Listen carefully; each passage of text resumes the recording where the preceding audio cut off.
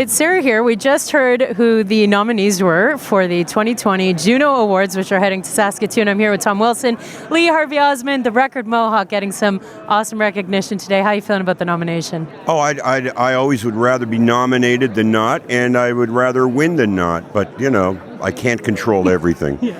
How do you feel about the category and that whole thing? Does that matter? No, I don't care. I work as an artist or a man who is attempting to be an artist.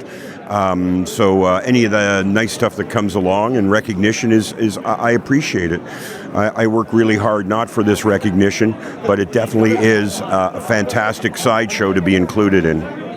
And especially of all the projects that you've worked on, this one was like a deep dive into, you know, some pretty heavy stuff in your past. And you've spent the last year on the road sharing stories and songs from this piece of work. So it must be, you know, kind of a nice full circle moment for Mohawk. Well, it is. I mean, the record is part of a book that I wrote that became a bestseller called Beautiful Scars.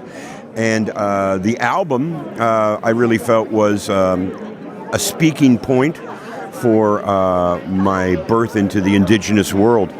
It's kind of weird to me that I don't get that I'm not in the Indigenous category, but I'll take whatever I can get to be a spokesperson for the work that I'm doing. And the work that I'm doing includes a scholarship that I just started.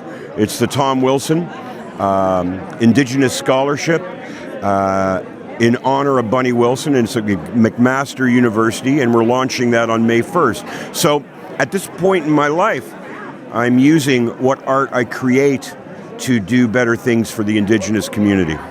It's special. Now, while I got you here, switching gears for a second, you're just starting a new run with Blackie and the Rodeo Kings as well. Yeah. So congrats on that. Can you tell me a little bit about what you're working on with those guys?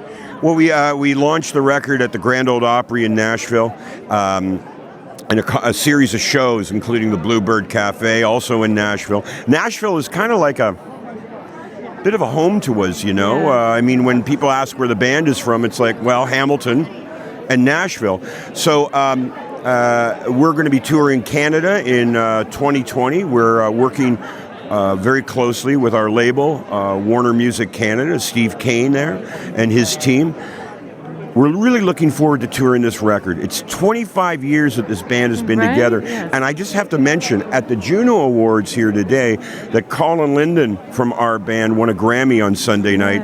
And that's a big thing for us, too. I mean, once again, he doesn't get behind the board to produce records and to play on records and to write for records to win a Grammy. But it's not a bad thing to do, is it? For anyone who doesn't know what Colin won for the Grammys.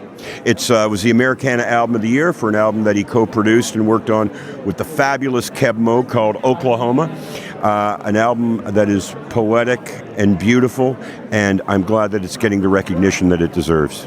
Well, great chatting with you, and I'm sure we'll see lots of you this year. Can't wait to see the guys live. Thank you.